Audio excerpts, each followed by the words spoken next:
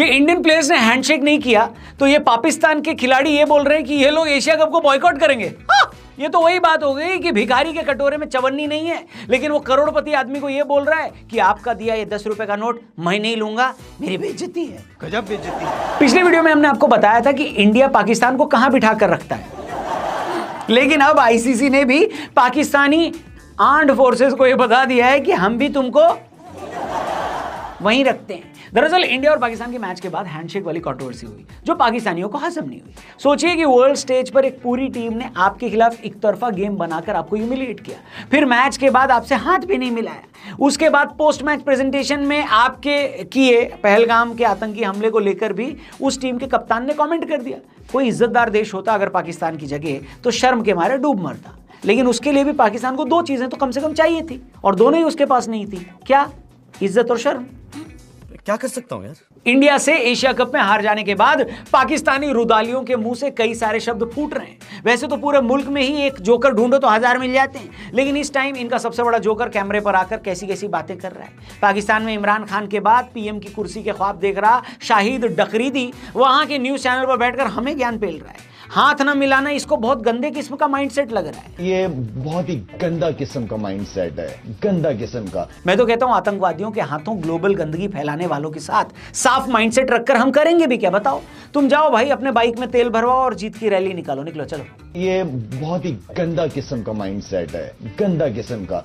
अफरीदी ने अपने बयान में राहुल गांधी की तारीफ भी कर डाली है, देखो अब पहले। जैसे राहुल गांधी की अगर मैं बात करूं, राहुल गांधी बहुत पॉजिटिव माइंडसेट वाला आदमी है। कायदे से अफरीदी ऐसा बोलकर राहुल गांधी की हेल्प कम नुकसान ज्यादा कर रहे हैं कि नहीं, लेकिन इतनी अकल इस कद्दू के शोरबे में होती तो क्या ही बात थी। यही वजह है कि क्रिकेट फ्रेटर्निटी में भी शोएब अख्तर और वसीम अकरम की इज्जत इनसे ज्यादा है, क्योंकि वो क्रिकेट की बात तो कर ही लेते हैं कहीं ना कहीं से। और ये अलीफ लैला के चिराग से निकला हुआ नकली जिन जब भी बोलता है गंदा ही बोलता है। मेरी बात मानो तो इसको मुंह पर डायपर रखकर बात करना चाहिए, नहीं?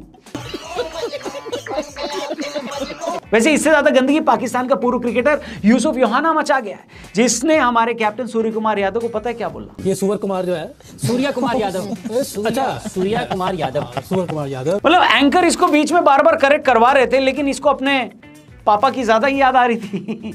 भाई हेलो यूसुफ, सूअरों को हमने पहले ही अलग देश दे दिया था, उसके बाद ये हमको ज्ञान दे रहा है। वैसे अफरीदी इसके लिए क्या बोलेगा? ये बहुत ही गंदा किस्म का माइंडसेट है, गंदा किस्म का। खैर, एशिया कप पर वापस आए तो भैया इतनी बेइज्जती के बाद से पाकिस्तान की क्रिकेट बोर्ड पीसीबी ने तय किया है कि वो एशियन क्रिकेट काउंसिल को इसकी शिकायत करेंगे। मजे की बात यह है कि एशियन क्रिकेट काउंसिल का प्रेसिडेंट भी वही है जो पीसीबी का चेयरमैन है, मतलब मोहसिन नकवी। मोहसिन नकवी जनाब पाकिस्तान का इंटीरियर मिनिस्टर भी है। अब पाकिस्तान का इंटीरियर हमारी सेना ने कैसे बिगाड़ा ये उनके उजड़े हुए 11 एयरबेस खुद ही बता रहे हैं। पीसीबी की इज्जत इतनी है बताओ कि उसे इंडिया के साथ मैच दुबई में कराना पड़ रहा है, और एसीसी भी भारत के दिए पैसे पर ही टिका हुआ है।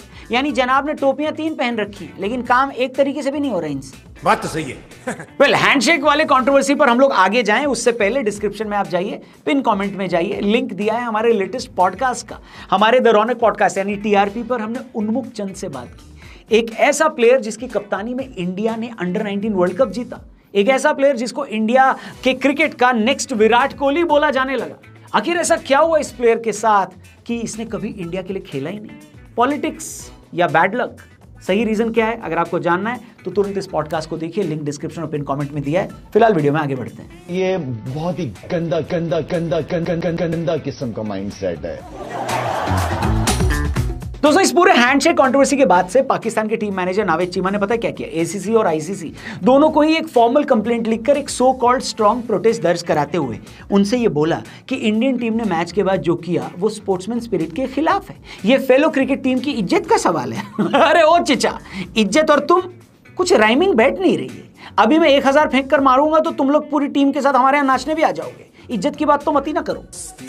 लेकिन पाकिस्तान का असली गुस्सा फूटा मैच रेफरी पर।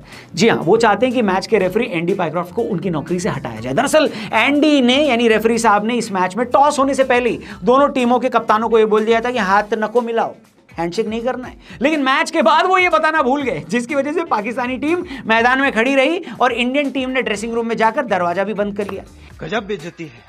ऐसे पाकिस्तान टीम आपस में ही उनको हाथ मिलाना पड़ा कि भाईजान जल्दी करो, बिरयानी ठंडी हो रही है, हाथ मिला के चलिए ठूसते हैं। मेरा तो इतना लाइफ खराब हो गया है पाकिस्तान को एक ह्यूमिलिएशन और झेलनी पड़ी। इसके बाद पीसीबी ने यह भी धमकी दी कि अगर एंडी पाइक्रॉफ्ट को नहीं हटाया जाता तो यूएई के साथ 17 तारीख को होने वाले मैच को बॉयकॉट करेगी और एशिया कप को भी बॉयकॉट कर सकते हैं, ऐसा उन्होंने धमकी दिया। अब ये धमकी सीधे आईसीसी को दी गई है, वो आईसीसी जिसके चेयरमैन इस समय जय शाह हैं। मतलब मुंह पर इनको क्या पड़ने वाले थे पुनीत भाई?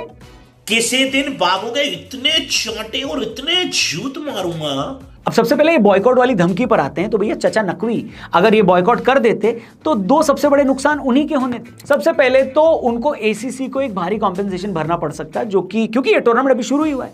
अब क्योंकि एसीसी ही इस इवेंट को ऑर्गेनाइज करा रहा है और उनके ही प्रेसिडेंट की होम टीम अगर इसको बॉयकॉट कर देगी तो जलालत तो भाई साहब नेक्स्ट लेवल की होगी, है कि नहीं? लेकिन मान लिया अगर अपनी पोस्ट का इस्तेमाल करते हुए किसी तरह से वो ऐसा कर भी लेते हैं तो भी पीसीबी के संबंध यूएई से खराब हो सकते हैं। वो यूएई जो उनके पाकिस्तान से बाहर होने वाले मैचेस को ऑर्गेनाइज करवाता है। 17 तारीख का मैच न होना रेवेन्यू का नुकसान तो है और यूएई की इमेज के लिए भी ठीक नहीं है। अगर ऐसा होता है तो भी पाकिस्तान के लिए मुश्किल खड़ी हो सकती है। दूसरी बड़ी बात यह है कि इन दोनों ही कंडीशन को ध्यान में रखते हुए अगर पाकिस्तान ये मैच खेल लेता है और एशिया कप को बॉयकॉट नहीं करता है तो धमकी देकर ये पड़ी लकड़ी लेने की क्या जरूरत थी बताओ? लोग यही बोलेंगे ना कि जब आर्म्ड फोर्सेस में नहीं था फालूदा तो बीच में काहे को कूदा। ये बड़ी अच्छी बात कही आप। खैर दूसरे क्या बोलेंगे, हम खुद उनसे ये बोलेंगे क्योंकि क्रिकेट ही पाकिस्तान में थोड़ी बहुत खुशियां देने का साधन है। वहां की सोशल और इकोनॉमिकल हालात कैसे हैं ये सबको पता है। उनकी आर्म्ड फोर्सेस को हमारी सेना 4 चवन्नी घोड़े पे, आगे का मैं नहीं बोलूंगा, आप कमेंट कर देना, इस भाव से हमारी सेना उनको तोलती है। ऐसे में क्रिकेट से ही थोड़ी बहुत आमदनी वहां हो पाती है। उसमें भी अगर इस तरह किया जाएगा तो पाकिस्तानी को खुद सोचो तुमसे कैसे जिया जाएगा। कुछ मुंह में घुसेड़ा, उसके बाद गले को उधेड़ के नाक से बाहर निकाला। इधर आईसीसी ने भी ये क्लियरली बोला है कि वो एंडी पाइक्रॉफ्ट को लेकर कोई एक्शन नहीं लेने वाली है। एंडी यानी रेफरी साहब का एक पोस्ट भी बड़ा वायरल चल रहा है जहां वो आईसीसी और जय शाह को थैंक यू बोलते नजर आ रहे हैं। ये रियल आईडी से या फेक आईडी से, खैर वो आप चेक करो। दरअसल किसी रेफरी का आईसीसी द्वारा हटा दिया जाना ठीक वैसा ही होता है जैसे कोई उसकी नौकरी खा जाए। अगर आईसीसी उनको पूरे एशिया कप से हटा देता तो इसके बाद वो कभी किसी भी आईसीसी इवेंट में मैच रेफरी नहीं बन पाते। पाकिस्तान इंडिया का घंटा कुछ नहीं उखाड़ पाया तो एक सैडिस्ट देश की तरह वो एंडी यानी कि अपने रेफरी साहब की नौकरी खाकर संतोष पाना चाहता है। अफसोस है कि उसके हाथ वो भी नहीं लग रहा। आईसीसी की तरफ से कोई फॉर्मल स्टेटमेंट नहीं दे रहा है कि वो एंडी पाइक्रॉफ्ट को हटाएंगे भी या नहीं। ऐसे में रिपोर्ट्स की माने तो पीसीबी भी अब बॉयकॉट वाली धमकी पर चुप हो गई है। इसके आसार ज्यादा हैं कि वो कल तमीज से मैदान में उतरे, कल मतलब आज, और मैच खेले और उतने ही तमीज से ड्रेसिंग रूम में जाकर दरवाजा बंद करे। वेल, इस छटपटाहट के बीच पाकिस्तान कोई ना कोई छोटी हरकत जरूर कर सकता है। याद रखिएगा दोस्तों, कई लोगों का कहना है कि जिस हिसाब से सूर्य कुमार यादव ने भारत की पाकिस्तान पर जीत को पहलगाम हादसे में अपनी जान गंवाने वाले लोगों को समर्पित किया, पाकिस्तान भी अपने कप्तान से इसके जवाब में कुछ टुच्ची हरकत करवा सकता है। लोगों का कहना है कि अगर पाकिस्तान यूएई के खिलाफ होने वाले मैच को जीत जाता है तो वो पोस्ट मैच प्रेजेंटेशन में कश्मीर के मुद्दे को लेकर कुछ बुलवा सकता है। वैसे हमें इससे ज्यादा पाकिस्तान से और कोई उम्मीद है भी नहीं, लेकिन अगर पाकिस्तान ऐसा करता है तो भारत को जवाब देना ही पड़ेगा। वहीं कई लोगों का यह भी कहना है कि आधिकारिक रूप से कुछ ना कर पाने की खीज में पाकिस्तानी क्रिकेट चलाने वाले मैदान में ही इंडिया के खिलाफ होने वाले अगले मैच में कुछ ना कुछ ऐसी हरकत कर सकते हैं जिससे हमें कुछ जवाब वो लोग दे सकें। अब वो क्या ही जवाब देंगे जिन्होंने अपनी जबान को चीन को गिरवी दे रखा है और अपनी जेब को अमेरिका को गिरवी दे रखा है। उधर बीसीसीआई के सूत्रों का कहना है कि अगर भारत एशिया कप जीत लेता है तो भारत मोहसिन नकवी के हाथों से ट्रॉफी नहीं लेगा। वेल, ये सिर्फ सूत्र बता रहे हैं, ठीक है, यानी भारत वो ट्रॉफी वहीं छोड़कर वापस इंडिया आ जाएगा। ये पीसीबी और खुद यूएई के लिए बहुत गजब वाली बेइज्जती वाली सिचुएशन हो जाएगी। ऐसे में पीसीबी की नाक और जेब दोनों खतरे में है और आसार यही है कि दोनों ही कटने वाले हैं।